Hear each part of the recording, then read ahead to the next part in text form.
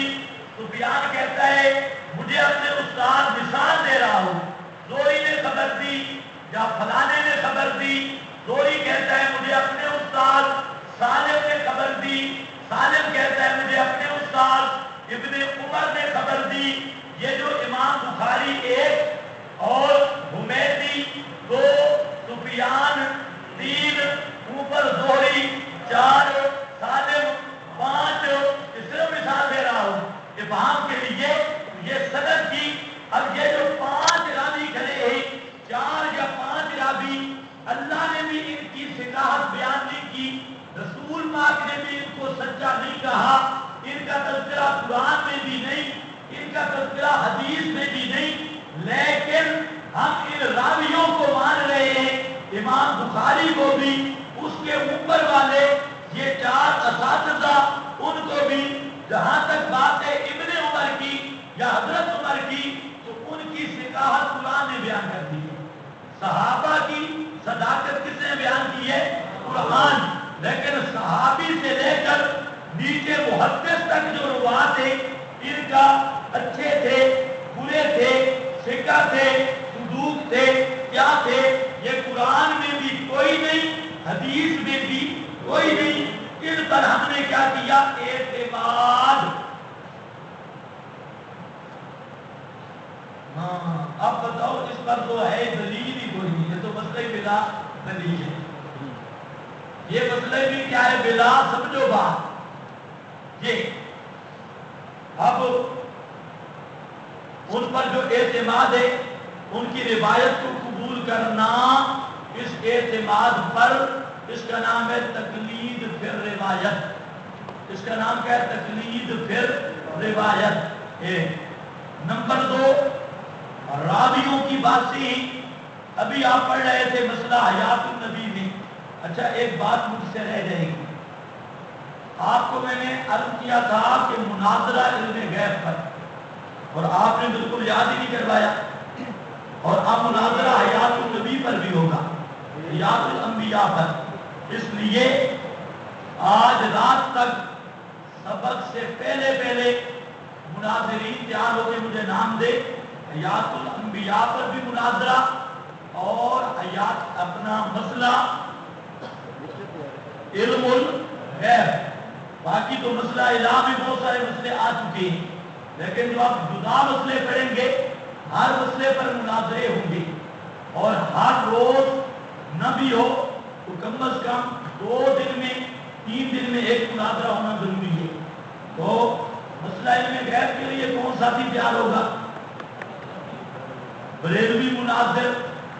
اور ہاں شابش، جلدی ذرا. یہ بھائی اس میں جھاکا شرم نہ کرو. جہاں تو مطلب ہے کہ آپ کا جھاکا اترے اور آپ کسی مجلس میں گفتگو کرنے کے قابل ہو جائے اور کسی سے آپ گفتگو کر سکے. ہوتا یہ ہے کہ جب گفتگو تھا تقلید فی التزکیہ، یہ جو آپ پڑھتے ہیں کہ فلانا راوی ثقہ ہے، متروک الحدیث ہے، کاذب ہے، کذاب ہے، یضع الحدیث، حدیثوں کی فیکٹری لگا رکھی تھی، حدیثیں گھڑا کرتا تھا. اور اسی طرح مدلس ہے. پڑھتے ہیں کہ نہیں پڑھتے؟ ہاں، راوی پر جو مراتب جرح یا مراتب تعدیل ہے. مراتب 2 لفظ یاد کر لو. مراتب جرح، بھئی جرح کے بھی کچھ مرتبے ہیں نا، درجات. اور ثقاحت کے بھی، عدالت کے بھی کچھ مراتب ہیں. الحافظ، الحجہ، الامام. اور اسی طرح دوسرے طرف بھی کہ وہاں پر بھی چلتے چلتے اخیر بات ہوتی ہے کذاب، دجال، فلا فلا. یہ جو مراتب جرح تعدیل کے ہیں، ان پر نہ قرآن کی کوئی آیت موجود ہے نہ حدیث موجود ہے. سمجھ آئی یہ بات؟ ان مراتب پر کوئی ہے آیت؟ کوئی حدیث؟ بولتے کیوں نہیں؟ کوئی حدیث بھی نہیں. اس پر بھی ہم اعتماد کرتے ہیں ائمہ فن پر، امام ذہبی پر، یحییٰ ابن معین پر، امام ابو حاتم پر، اور عبداللہ ابن مبارک پر، امام بخاری پر، اور یحییٰ بن سعید القطان پر. یہ جتنے ائمہ جرح، ائمہ الجرح والتعدیل، بڑے بڑے امام، ان پر ہم اعتماد کرتے ہیں. اور امام جب آگے مرتبہ بیان کرتا ہے کہ فلانا راوی صدوق ہے، فلانا الحافظ الحجہ الامام، تو وہ امام بھی اس پر قرآن بھی پیش نہیں کرتا، حدیث بھی پیش نہیں کرتا، تو اس کی بات کو ہم مانتے ہیں بلا مطالبہ دلیل. بلکہ یہاں سے لو بلا مطالبہ دلیل بھی نہیں، فقہی مسائل ہوتے ہیں بلا مطالبہ دلیل، ان پر دلیل ہے. لیکن یہ مسئلہ جو ہے تزکیہ والا، یہ مسئلہ بلا دلیل ہے. سمجھو یہ مسئلہ بلا، اس پر کوئی قرآن حدیث کی نص موجود کوئی نہیں. اس کا نام ہے دوستو بزرگوں تقلید فی تزکیہ، تقلید فی تزکیہ. اور نمبر 3، تیسرا نمبر تقلید فی درایہ. آیت کا یا حدیث کا معنی سمجھنے میں معنی کرنا پڑتا ہے. اس کی میں نے آپ کو مثال دی سورہ فاتحہ میں. وہاں پر میں نے کہا بسم اللہ کا ذرا معنی کرو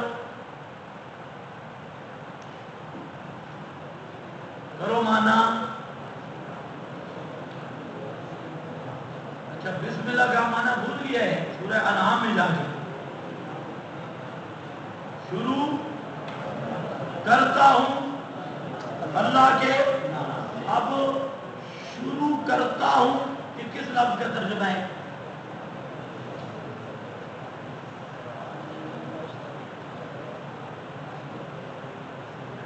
ذرا دیکھو نا، بسم اللہ کا معنی کرو شروع کرتا ہوں، کس لفظ کا معنی ہے شروع کرتا ہوں؟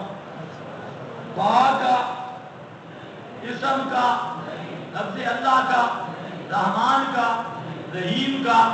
آپ نے کہاں سے نکال لیا میں شروع کرتا ہوں؟ یہ تو باروں بار پشور ہے. شروع کرتا ہوں کس لفظ کا ترجمہ ہے؟ شروع کرتا ہوں. کیا کہیں گے جناب؟ یہاں عبارت مقدر ہے، عبارت مقدر ہے. اب یہ عبارت مقدر کہاں سے نکالی؟ اس پر قرآن کی آیت پیش کر یا حدیث پیش کر.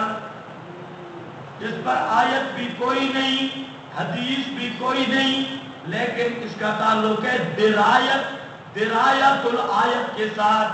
اب جہاں پر ہم نے بات مانی کس کی؟ نحویوں کی، اہل فن کی. یہ آیت کا معنی تب ہوگا کہ کوئی نہ کوئی چیز کیا نکالیں گے؟ مقدر. بس اس کی اور مثالوں کی ضرورت نہیں. ابھی میں نے آپ کو مثالیں دی ہیں کتنی؟ 8 بلکہ 10. کون سی؟ وہ مسائل مفہومہ کی، مسائل مفہومہ کی. یہ سب مثال بن سکتی ہیں کس کی؟ درایت کی. یہ سب مثالیں ہیں کس کی؟ بولو سب مثالیں کس کی ہیں؟ درایت کی. تو تقلید کی کتنی قسمیں بن گئی؟ نمبر 1 تقلید فی روایت، تقلید فی تزکیہ، تقلید فی درایت. اب سمجھو، ہم کہتے ہیں 2 تقلیدیں ایسی ہیں کہ غیر مقلد بھی کرتا ہے. ہم تینوں تقلیدیں غیر مقلد بھی تقلید کرتا ہے، ہم بھی مجبور ہیں تقلید کرتے ہیں. تقلید کے بغیر روایت بھی پیش نہیں کی جا سکتی، اور راویوں کی بات بھی نہیں ہو سکتی، اور حدیث کا معنی مطلب بھی نہیں بیان ہو سکتا. فرق یہ ہے ہم تقلید کرتے ہیں تقلید کو جائز سمجھ کر، غیر مقلد تقلید کرتا ہے تقلید کو شرک سمجھ کر. ہم تقلید کرتے ہیں ماہر شریعت کی، غیر مقلد تقلید کرتا ہے جاہل عن شریعت کی. فرق یہ ہے. ورنہ یہ جو تینوں قسمیں ہیں آپ سمجھ لیں، تقلید پھر روایت، تقلید پھر تزکیہ، تقلید پھر درایت. ایک قسم سے بھی آدمی عہدہ برا نہیں ہو سکتا بغیر تقلید کے اور بغیر اعتماد کے، کوئی ایک روایت بھی پیش کرنے کی پوزیشن میں نہیں. اس لیے اہل حدیث پیش کرے اس کو کہو ذرا پہلے راوی ثابت کرے پہ قال اللہ قال رسول اللہ، پھر راویوں کے مراتب قال اللہ قال رسول اللہ، پھر اس حدیث کا معنی مثلا انما الاعمال بالنیات، اسی کو لے لو. اس پر پہلے غالباً بڑی لمبی بات ہو چکی ہے کہ نہیں ہوئی؟ انما الاعمال بالنیات پر جی ہوئی ہے، پھر شاید پچھلے سال ہوئی ہے جی ہوئی ہے. کسی سال ہو چکی ہے. اب مسئلہ یہ ہے کہ جو چیزیں ایک دفعہ بیان ہو جائیں اس ترتیب پر دوبارہ مزہ نہیں آتا. اچھا چلو ہو چکی ہے انما الاعمال بالنیات، اور لے لیتے ہیں سلو کما رأیتمونی اصلی، اس کو لے لیتی ہیں. اب اس حدیث کو دیکھا جائے تو غیر مقدسوں پر نماز فرض ہی ہوئی. سلو کما رأیتمونی، مجھے نماز پڑھتے جیسے نماز پڑھتے دیکھو اس طرح نماز پڑھو. تو غیر مقلد نے آپ کو دیکھا ہے نماز پڑھتے ہوئے؟ جہاں تو سلو کما رأیتمونی غیر حدیث دیکھی جائے تو غیر مقلد پر نماز فرض ہی کوئی نہیں، جھگڑا ڈالنے کی ضرورت ہی نہیں. نماز فرض ہوتی ہے مسلمان پر اور اس پر بالکل نہیں. سلو کما رأیتمونی اصلی، یہ تو رویت. اب کیا چلے گا جناب؟ درایت کہ ایک ہے بلا واسطہ رویت، ایک ہے بال واسطہ رویت، یا ایک ہے بالاسالت رویت، ایک ہے بالطبیعت رویت. اصل حکم ہے صحابہ کو سلو رأیتمونی، کہ دیکھنے والے صحابہ ہیں، لیکن بالطبع ہمیں بھی یہ حکم شامل ہے. بالاسالت حکم ہے جو آپ کے جمال کو دیکھ رہے تھے، آپ کی صورت مقدسہ کی زیارت کر رہے تھے رأیتمونی، لیکن بالطبع یہ حکم ہمیں بھی شامل ہے. یہ بالاسالت صحابہ کو، بالطبع ہم کو، تو اسی کا نام تو بنتا ہے نا بزرگوں درایت، اسی کا نام ہے فقہ الحدیث. اسی طرح اور حدیث لے لو، من سلم المسلم من سلم المسلمون من لسانہ و یدہ، مسلمان وہ ہے جس کے ہاتھ اور زبان سے دوسرے مسلمان محفوظ ہوں. اب یہاں پر لفظ کیا آیا؟ من لسانہ، جلدی بولو جو ٹائم کم ہے. من لسانہ و یدہ، کہ جس کی ہاتھ اور زبان سے دوسرے مسلمان محفوظ ہوں. تو اب اگر تو غیر مقلد کو آپ لگائیں کیک بہترین کر کے، کیک کس سے لگتی ہے؟ پاؤں سے. اس کو صحیح فٹ بال والی کیک لگائیں اور اوپر سر کے ساتھ پڑھیں المسلم من سلم المسلمون من لسانہ، یہ انہی کی طرف سے ہے. جب وجد ہی، تو اب کیک سے تو حدیث میں منع نہیں آیا نا بھائی. حدیث میں تو اتنا آ گیا زبان سے اور ہاتھ سے مسلمان محفوظ رہے. یہ حدیث دکھاؤ کہ کیک نہیں لگا. اس کو بالکل فٹ بال بنا کے مولوی، ایک مولوی کو صرف 5 منٹ فٹ بال بناؤ، پھر اسے پتا چلے گا بے تقلید کا منکر کون ہوتا ہے. اس کا علاج ہی یہ ہے. اب حدیث میں یہ آ گیا کہ ہاتھ اور زبان سے مسلمان محفوظ رہے، لیکن اگر وہ مسلمان کو سر سے ٹکر لگا دیتا ہے پھر یہ تو حدیث میں نہیں آیا. وہ سمجھے بھی ہو یا نہیں؟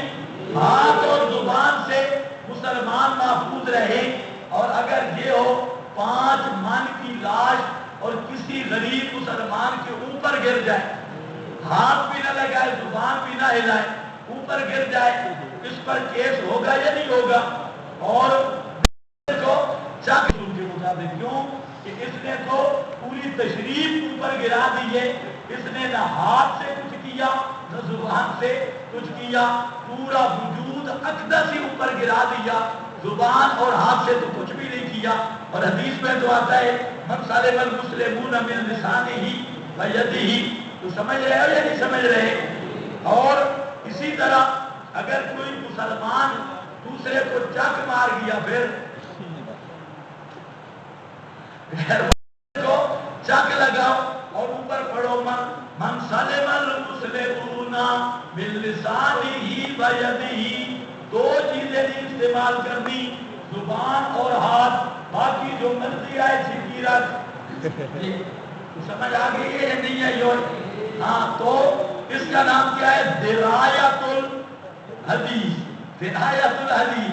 اور بھی اس کی بڑی مثالیں حدیث کی کتب میں، بڑی مثالیں. درایت الحدیث کے بعد بنتی نہیں جب تک فقہ آیا یا فقہ الحدیث اس پہ عمل نہ کیا جائے. اب یہ جو غیر مقلد بدبخت فرقہ ہے، یہ جو کہتا ہے لفظ دکھاؤ تو اتنی لفظوں سے جا رہا ہے.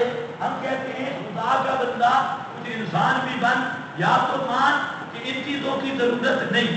اگر ان چیزوں کی ضرورت ہے، ذرائع کی یا مسائل اتحادیہ کی، تو اب جب ضرورت والے مسائل ہیں تو پھر کسی ماہر کی مانیں گے یا کسی جاہل کی مانیں گے؟ یہ خود تو فیصلہ کر لے. تو کہتے ہیں جہلوں کی مانیں، ہم کہتے ہیں ماہرین کی مانیں. فرق صرف اتنا بنتا ہے. آپ کو کچھ سمجھ آئی ہے یا نہیں آئی؟ تکلیف کی کتنی قسمیں بن گئی؟ بولو کون سی؟